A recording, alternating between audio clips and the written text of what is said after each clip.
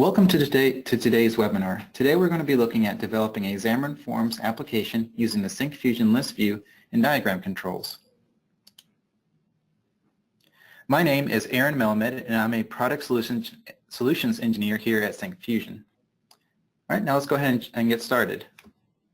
We're going to start by looking at the Syncfusion website very quickly. So on here I want to point out that we do have a free trial link available for all of the components that Syncfusion offers. So that's over 800 components for both web, desktop, and mobile platforms. So that of course includes all the Xamarin components we'll be looking at today. I also want to point out that this is how you can also access our documentation right from the website. In the top menu bar you can see Learning and Support, so you can click on that and then open up the documentation link, and that will bring you to the Syncfusion documentation homepage. We'll actually be spending a little bit of time here throughout the webinar, so we're going to go ahead and pull up the Xamarin Forms documentation. And we're actually going to start here by pointing out that whenever you open up our documentation, you are able to see an overview of whatever platform you've chosen, which is what we're looking at on the screen right now. You're also able to see that depending on the platform, you'll have installation instructions. So here with Xamarin Forms, we have NuGet package support, so if you'd like to get access to our controls using NuGet packages or our NuGet feed, we have instructions for setting that up. But then of course, we do also offer instructions for installing the assemblies locally on your machine. So we have support for both Mac and Windows environments here in our documentation. Now before we look at the code or look at the app, the two controls that we'll be looking at are of course the list view, which was mentioned earlier, as well as the diagram control. Now the list view has actually been shown previously in other webinars that we've done here at Syncfusion. However, in the previous webinars we haven't really gone deeper into any of its unique features. So today we'll be covering it again simply to show off some of its more advanced features and that separate it from the standard list view that comes out of the box with Xamarin Forms. And then we'll also be looking at the diagram control simply because it's a unique control, and it's one of the more powerful controls that Syncfusion offers in its Xamarin library. And so the app that we're going to be looking at today, I have running here in two different devices. So one is a physical Android device over here, and on the left we have the iOS simulator running through Visual Studio. So as you can see, because it is Xamarin Forms, we are looking at the same application on both sides here. And so what we have is essentially a simple proof of concept app for a robot toy. So the idea here is that you would use this as some sort of control center to program the actions of a robot toy. And so here we have the various actions or missions, as we're calling them here, that you can apply to this robot toy. So you have a patrol, you have a scout, attack, and defend mission. And if you accept all of these by clicking the green check mark here, you're then brought over into the diagram portion of the application. So the second page is the diagram control. Each of those missions corresponds to a parent node, so these purple boxes are parent nodes.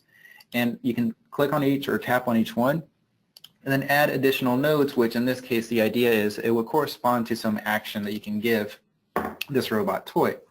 So for example, we can say to move here, or to target something, or to attack, or to do some action that of course would need to be implemented in some way. And for the purpose of today's webinar, we're only going to be looking at the UI aspect of this, so only the front end. So there is no real, no actual actions that will be executed when we create these various nodes. But what we will be looking at is implementing all the various features of these two controls. So for example, I've shown you that you can add new nodes in this diagram control, but you can also do quite a bit more. So you can grab each node and drag and move them around. They can be resized. You can also add or delete more. You can add more nodes, or you can delete the existing ones. And after you've added a node, you can also rotate them as well. So we'll be looking at implementing all those features, as well as how to control the look and feel of each of the nodes as well. Now if I go back and take a look at the list view, I mentioned that we will also be looking at some of the more advanced features of the list view. And so we're actually using quite a few of them here in this example. So the first thing that you'll notice is that there is a kind of a blank area at the bottom of the screen, and that's to allow the user to essentially decline or remove a mission from the main list view. And so the way this is done is by using a swipe gesture. So we do support both left and right swipe gestures on our list view for each item. You can see in this case we are using, we're adding a single action on the right swipe, in this case decline. Now when I decline a mission, you'll see that it pops down to the bottom of the screen. And what we're looking at there, if I decline all of these, is a second list view. This second list view is using the horizontal orientation feature of our list view control. So this makes it very easy to really customize the look and feel of your app depending on how you want to set things up. So this can easily be used as a navigation control, or as we have it here, just a second list of items that we can display on the screen.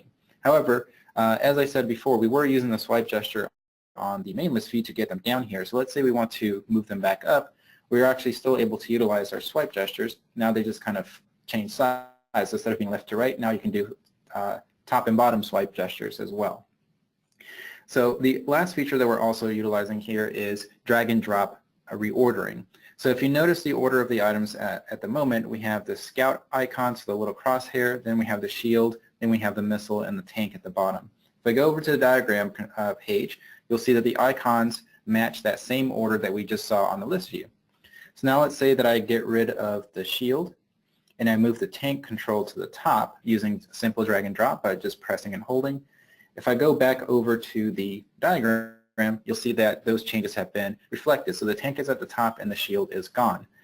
The way this works is we do actually support not only the drag and drop reordering, but we also are able to change the index values of the items in the collection within the data source, and I'll show you how to implement that as well.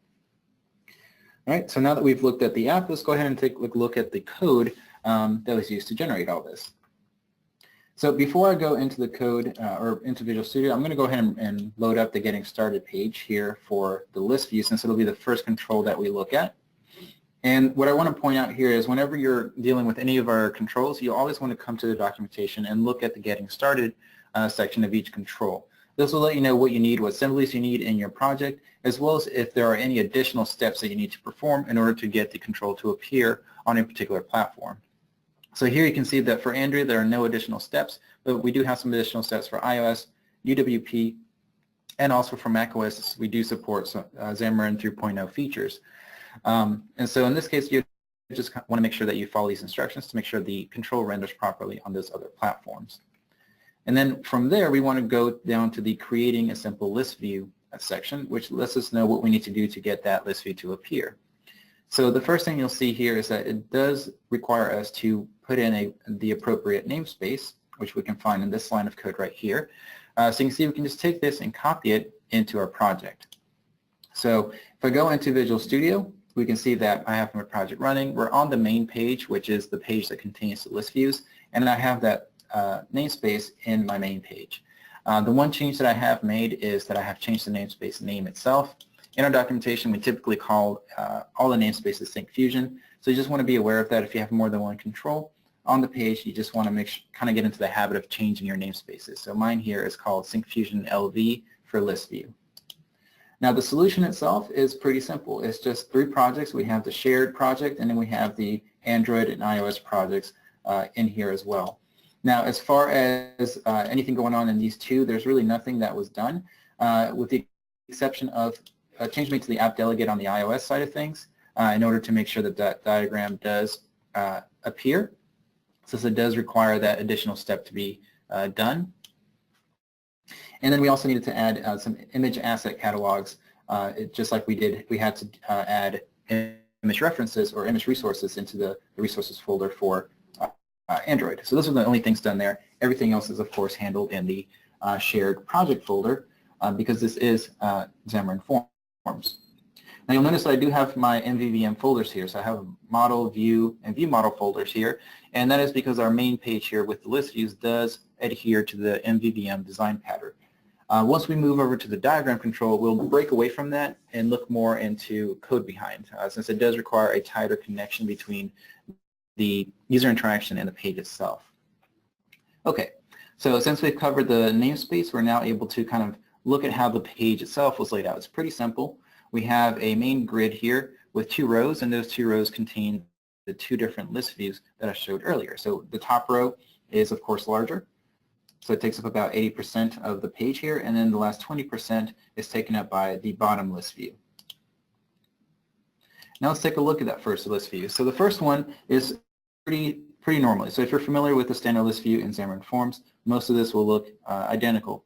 There are a few things that stand out though, and those are some of the additional features, properties for some of the additional features that we support. So you have standard things like horizontal and vertical options. You have your item source property here that in this case is bound to my mission's object, or collection rather. We have an item size property.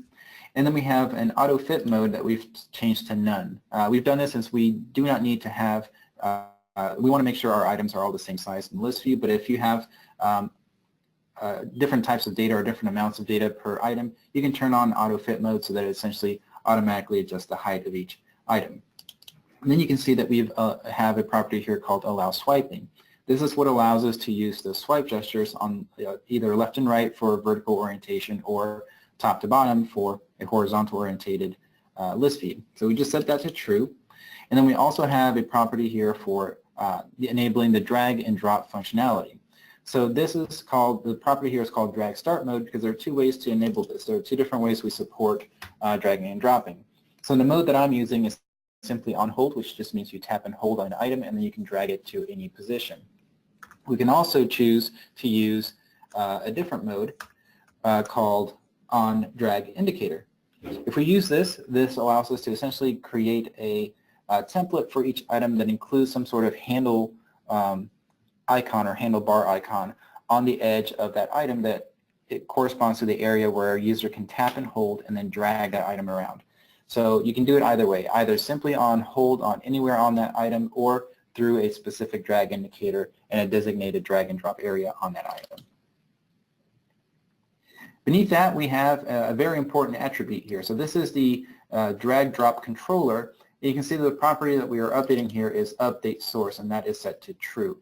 These three sets of lines here, this is what enables the list view to automatically update the index value of each item in the collection on a drag and drop event. So you do not have to code any of that yourself. It automatically updates that so that it's passed over to the next, in this case, the next page, and therefore the diagram control. And so we know exactly what order each item is in after a user has dragged and dropped. So very simple, very easy to implement.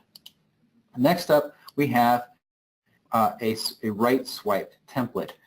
In this case, I'm only using a right swipe gesture on the top list view.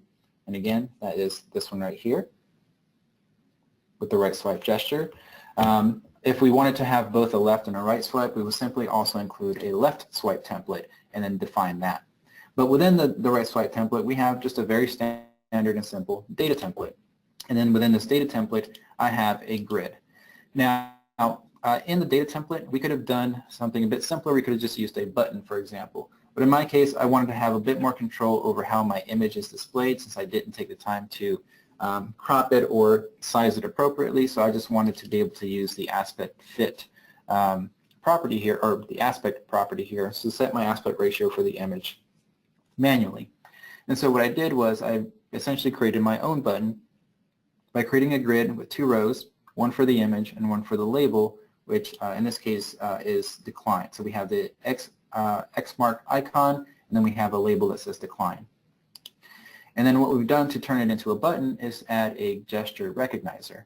And so this gesture recognizer allows us to use commanding. And through commanding, we're able to, of course, maintain the MVVM design pattern. So you can see here that I've bound this command to a corresponding command in my view model, which we'll take a look at in just a minute. So other than that, it's pretty simple. So just a simple grid with two views, an image and a label, and that makes up my entire right swipe template. Everything else is handled automatically by the list view. Moving on, we also have our item template. Again, this is going to be very similar and very standard to anyone who's used the list view in Xamarin Forms. So these basic configuration items, or these basic things, are very similar, in fact nearly identical to what you would do on a standard list view. And that's just because there's no real reason to change that. But you still have full control over how your items are defined. So you can see here, once again, I have a grid, and then I've defined the layout of my items. It's a pretty simple two-column, two-row implementation. So if we look again at the app, we have two columns, one for the image, and then we have a second column for all the labels that I'm using. So I have a name label, a description label, and a duration label to sort of indicate how long each mission should last. And so beyond that, this is all pretty standard. So you have just an image, and you're spanning over the 3 rows so that it takes up the full height of that particular column, and then you can see all my bindings here. Now, when we get to the bottom of the page here, we have, now we can start to look at our second list view. And this one's slightly different, but most of the items should be recognizable. So I'm still using the same 80-20 split in terms of the sizing of this grid that I'm using to contain both my list view as well as the green accept button. So 80% of this area down here is the horizontal list view, and then the other 20% is the green button. And so the setup of the second list view is pretty much exactly the same as the first. The only real difference is right here. Another property is being used to set the orientation. So by default, of course, it is vertical, and then in this case, we set it to horizontal. Otherwise, everything else is the same. So we have allow swiping to be true, auto fit mode to none. We have an item size set. Horizontal and vertical options are also set here. And then we're also using some item spacing to put some space between each item in that list view. And then from there, we are also still using a right swipe template. So again, when we go into this horizontally orientated list view, even though this is a right swipe template, the swipe action actually occurs from bottom to top. And so that's just because you have to imagine the list view rotated 90 degrees. And so that right swipe template goes from being on the right side to then the bottom of that item. And so if you want to utilize the top or the bottom as your swipe areas, you would still use the same left and right swipe templates. And so this is essentially identical to what was done before. So we have the same grid layout with 2 rows, an image and a label, and of course a tap gesture recognizer on that grid in order to set my command binding. And then the last thing that's featured here is that green checkmark button. So again, using a simple grid in order to set up that button, and still using the we're still using the, let's see if I can find it. Yeah, so this is basically just our button for the green check mark. Here we go. So and here's the tap gesture recognizer for that one. Okay, so that covers the, and actually let me go ahead and stop debugging here so we can look at more of the screen. There we go. So now let's take a look at the view model behind this main page. So what is actually happening in the back end to make all these functions work? So let's go to the missions view model, which is that main page one. And this is also going to be pretty simple. So we have 3 commands here.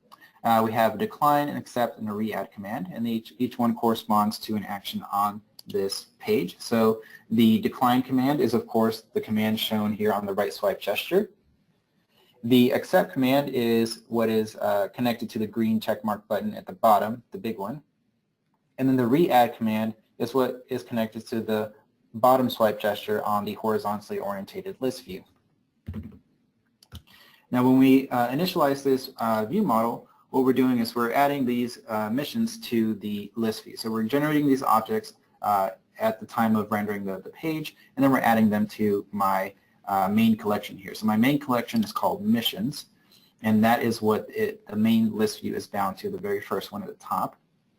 And then we have a second collection called decline missions, and this is where, of course, all those decline missions will be stored until the user decides to re-accept them, or if they just want to leave them as decline missions and move forward from there.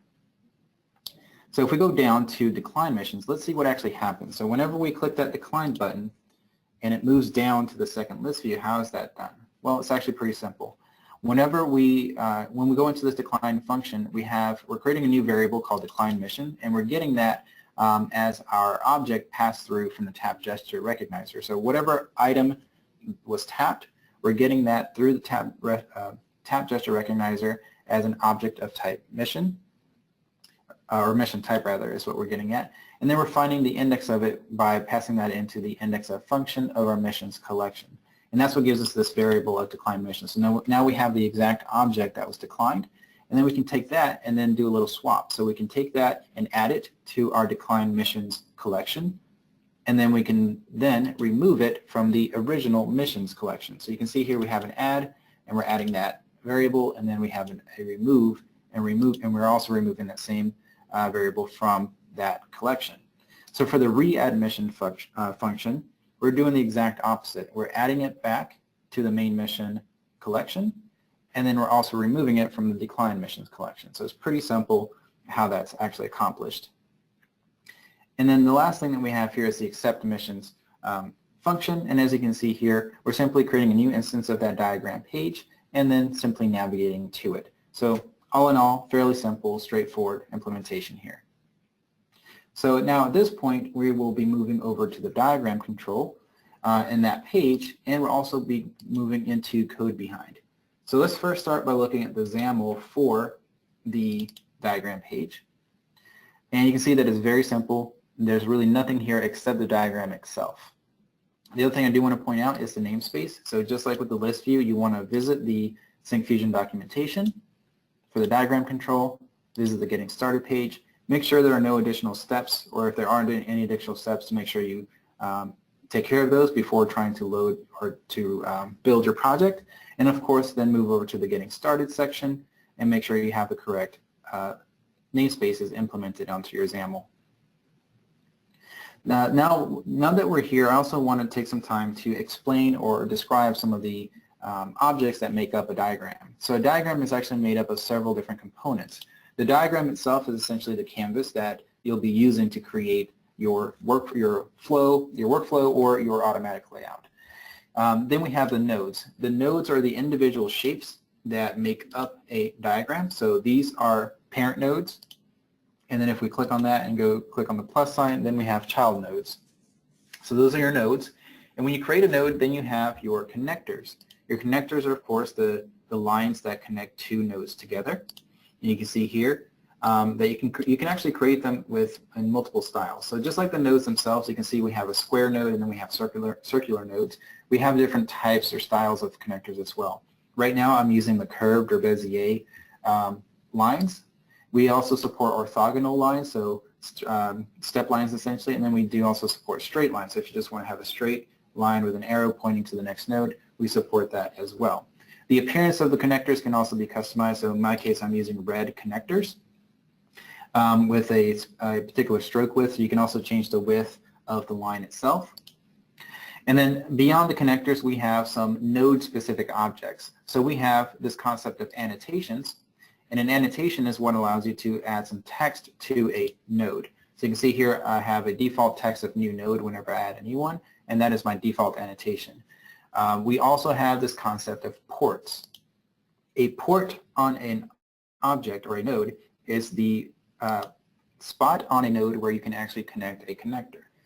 Since you can have multiple connections per node to another node, you also have the ability to specify which port a connection can connect to, and you can have multiple ports per node. The last thing that there are two more things we want to talk about, and the next one is user handles. User handles are what allow you to add actions to a node when that node is selected or tapped or clicked. So in my case, I have two different user handles that I've defined, and then a default one for rotation. So these are the user handles. In this case, those plus and minus signs. There are 7 different locations along a node that you can apply a user handle to. So this is applied to the bottom right and the bottom left of this node, but you also have access to bottom center, left side, left top, right top, and just top as well. And then the last thing I want to mention here while we're in the documentation is your layout. So the Syncfusion diagram control supports multiple layout types, and the one I'm using here is essentially just a free-form, drag and drop, manually created diagram. So meaning that I have to click on or tap on an object, I can then add a new node, and then place it wherever I'd like on the screen. Now, we do also support automatic layouts, and one example of that is the mind map. So if you provide your diagram control with structured data, we're able to automatically lay it out on the screen, and we still allow the user to interact with it. So it is still possible to allow a user to manually add additional nodes and for them to manually specify the content of those nodes. All right, so now that we've got that covered, let's go ahead and go back to our code and see how that all comes together here in this particular diagram. So as was mentioned before, there's not a whole lot going on here in a XAML. Everything is actually done in the code behind. So to start off, we have a couple of variables. So we have a screen height and screen width variable, and this allows us to keep track of the current width and height of the screen depending on the device that we're looking at. And this will become important later on as we're dealing with both iOS and Android, and of course the different screen sizes within each one. We also have a field here for our selected node. So we want to always keep track of what node was currently or is currently selected by the user. So if a user has tapped on the node, this allows us to store that value and let us know which one the user is currently interacting with. And then of course we have a observable collection here in this case, and this allows us to essentially keep track of the mission data that was passed over from the list view on the first page. So this allows us to render out the main nodes that are used in that diagram. So those purple boxes are essentially held inside of this collection. Now, for the purpose of this particular diagram, this doesn't actually have to be an observable collection. So this can actually just be a standard list. And then the next thing we have is another variable, and this one is of type user handle collection, and I'll explain this when we get to that point. Now, what happens here when we initialize the diagram page is that we are actually applying a layout to the entire diagram, and I'm actually using the mind map layout. And the reason why I'm using this, it'll become clearer once we get into it, but essentially what happens is with the mind map layout, I'm able to apply horizontal spacing, and what that allows me to do is as I add more nodes to the diagram, you can see that they start to go off the page because of the spacing that I've applied. What happens here is the diagram does automatically widen itself, so it grows to accommodate new nodes. So now you can see this is the full width of the diagram, and if I add a new node here, it will again grow. And so what happens is I want to be able to keep adding more nodes, so I want to make sure that the diagram view window here is giving me enough space to actually tap on that plus icon. By default, without that horizontal spacing, the diagram will only grow big enough to show me the edge of this node, which would cut off that user handle. So essentially that horizontal spacing and that mind map layout is being utilized to make sure that we have enough spacing to tap on both the node itself and the user handle, and in this case in the bottom right corner. Also, of course, I'm applying the collection, in this case, we're passing over the chosen missions from that first page from the list view and applying that to the node data collection that it's on this page. And then we're assigning our various events. So we're dealing with 3 different events for this particular diagram: node clicked, user handle clicked, and loaded. Node clicked is, of course, when a user selects a node. So in this case, tapping between these 2 nodes, that is node clicked. And then user handle clicked is naturally what happens when one of these user handles is tapped on, so either the minus or the plus. Oops, there we go. And then the third one here is diagram loaded. So essentially what happens when the diagram itself is rendered onto the screen. So when this event is triggered, that's when we start to render out those parent nodes.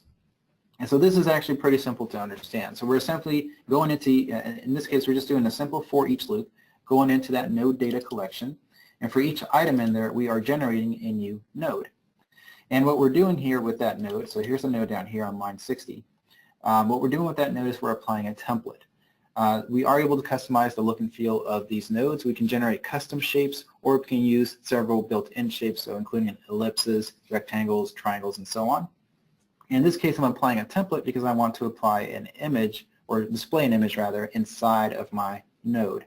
And so I'm using this data template to essentially create a stack layout that includes both a background color, which is that dark slate blue that kind of looks purple, and of course the image that goes on top of that, which we're looking at here. And so you can see all the various properties that go along with that. Everything is pretty standard there when it comes to displaying the image. This is coming from the actual model that I'm using for those mission type objects. So there is a space there for the image source URL, and that's what I'm pulling from right here. And then of course you have your various image properties such as your width and your height, margin, and so on. Now what we're doing then is when we create the node, we are specifying a particular width and height, and then more importantly we're specifying an offset for both the X and the Y axis.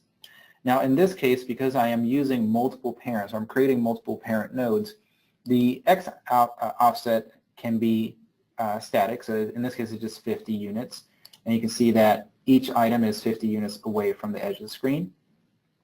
And then for the Y axis, I'm actually calculating that because I want to make sure that when these objects are created, they're not stacked one on top of each other.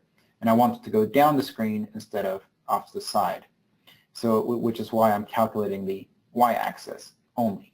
And so you can see down here there's a function for that. So basically, depending on what's going on here, different y-axis values will be returned. So if it's the original, if it's the parent, the very first item in the collection, we will simply return that 50 value. So it'll be 50 over on the x-axis and 50 down on the y.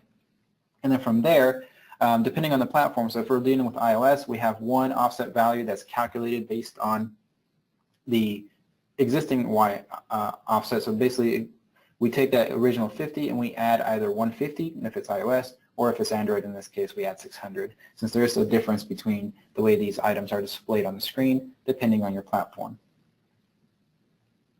And then from there, we add that node to the diagrams node collection. So my diagram name is just called mission diagram, and so I'm therefore using the add node function, which adds the node that I just created. And then before I end this loop, I also add after I end my loop, I add my handle. So I do this loop for each of my parent nodes, however many there are, and after that we call this function called add handles. So let's go ahead and take a look at that before we look at this one. Now the handles are, of course, those plus and minus buttons that we saw before, and so those are added very similarly to how we create the template for the node itself, and also for example, the right swipe template. So we have a data template here for each of the two buttons. There's an add button template, which contains just a simple stack layout with an image, and then delete button template, which is exactly the same thing with a different image. And so when we create these button templates, we're then able to create a new node handle user collection, or user handle collection rather, called node handles, and then we add each of these items to it. So we create a new user handle, we give it a name, we set its position, and as I said, there are 7 different positions you can choose from, and then we supply the particular template for that user handle.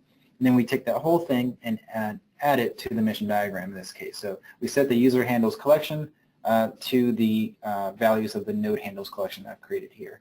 So you can do it this way, or you can just add it using the add user handle function as well. It works either way. Now the other things that we're doing here are we're adding new nodes whenever a parent node, whenever you select a parent node and click the plus or the add button on the user handle, we're adding new nodes that are a bit different from those parent nodes. So the big difference, of course, is that they're not the same shape and they have different content. They don't have images, they have text as the content. Now the other thing that's different is that we have to account for these connectors that connect the previous node to the new one. And so all of that is being handled in this add new node function. So the first thing that we're doing here is I'm actually utilizing this SF graphics implementation. So this allows us to create custom node shapes. And although I'm not really creating any kind of unique shape, I'm still creating a circle. What I am doing is giving it a sort of glow, because it does have it's a purple node fill color with a yellow outline. And so that was done by creating a custom shape here. And so this is actually found and actually copied and pasted from our documentation. I've mostly just changed the shape as well as the colors that are utilized. But otherwise, you can find this in the documentation on how to create a custom shape. Beneath that, we are then creating the nodes themselves. And again, just like before, we're accounting for differences between the two platforms. So if we're dealing with Android, we have a certain width and height that we're dealing with, and then we are dealing with a different one if we're dealing with iOS. Now the other difference here is which of the axis we're calculating the offset for. Previously we were calculating the y-axis since we were going down between the different parent nodes, but for the new nodes, the ones that are added after, we're going from left to right. So there we are calculating the x-axis offset. And so of course we then have a very similar calculate offset x function that allows us to set those different values. And it's basically the same implementation as before. So depending on the platform, we're applying one set of values, and also depending on whether or not we're dealing with a parent node, which we're figuring out based on the width of it, then we're also applying a different value, and if it's anything else, we're returning its other value. So pretty simple implementation. We're just kind of accounting for the differences in platforms and also the differences between which of the nodes we're connecting from. And then the last thing we do when we add a new node is we create the connectors. So here we're able to set you can see we're creating a new variable of type connector, and then we're able to set the source node, and you can see here where that selected node variable comes in. So we're able to set that as the source, and then the target is the new node that was just created as part of this function.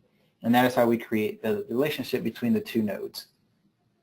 And then you can see here we can apply a basic style to it. So I've applied a solid brush that allows me to set the color as dark red, and then I have a stroke width of 4 applied as well. The last thing you see here is the connector segment type. And as I mentioned, there are 3 different types that we can select from. So currently using the curved segment, but we also have ortho segment and straight segment, so orthogonal and straight lines. And then of course the last thing we do there is then add that connector to the connector collection within the diagram control. And then the last 3 things that we have here are the functions that are triggered when the various user handles are selected. So delete node is very simple. There is a remove node function built into the diagram control. So we're simply calling that, passing through again the selected node since it's whichever node the user has tapped on or clicked on. And then the second thing here is this Boolean value of true. If you, by default, if you just pass through the selected node, it will only delete that item. And so if you want to make sure that you delete the connectors that connect that item as well and not just the node itself, you want to make sure you set this Boolean value to true. Otherwise, you will not delete the children. That's actually what this applies to. So if you set this to true, this means that you also want to delete all the children of this node and therefore remove all the connectors that connect to it as well as any other nodes that are connected to it. Here we have the node clicked event.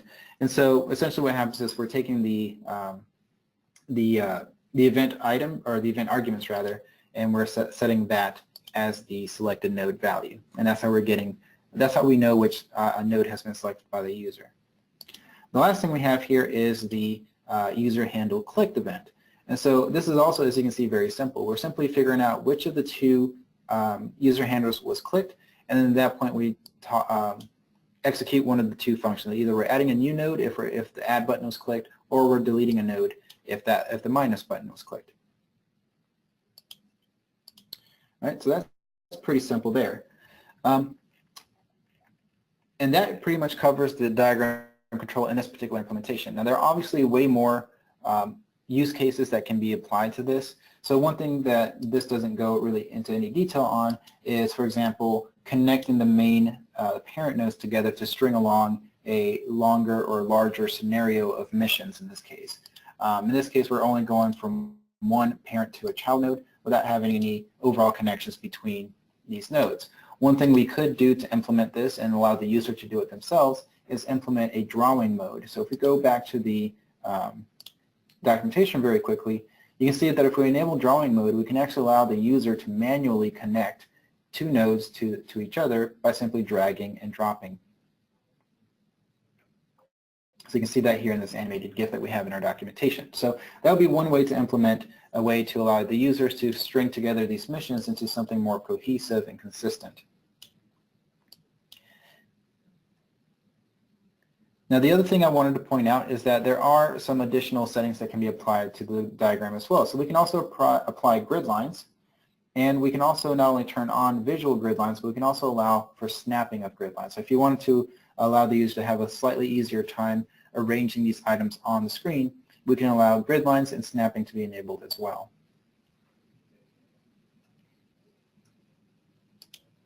All right, and that pretty much covers this proof of concept application. Now we will be releasing the source code for this, so if you're interested in seeing how this was built on your own time, we'll be making the source code available once the blog post goes live, as well as the recording of this session goes live. So at this point, we're ready to go ahead and start our Q&A session. But before we do that, I want to quickly go back to our slide deck here and talk a little bit more about Syncfusion. So Syncfusion has been a software framework vendor since 2001.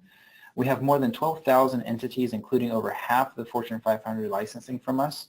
We have over 1 million users, and we also have published over 100 technical books. And you can find those on our website as ebooks on a wide range of topics, from development to specific frameworks, specific design patterns, and everything else in between. I also want to point out our community license. So for any company that has an annual revenue of less than 1 million US dollars, you are eligible for a community license, which gives you free access to all of our components, all 800, including the Xamarin controls we just talked about and all the other ones, for free. So as long as you maintain, or as long as your revenue is less than $1 million, then you'll be able to maintain that community license.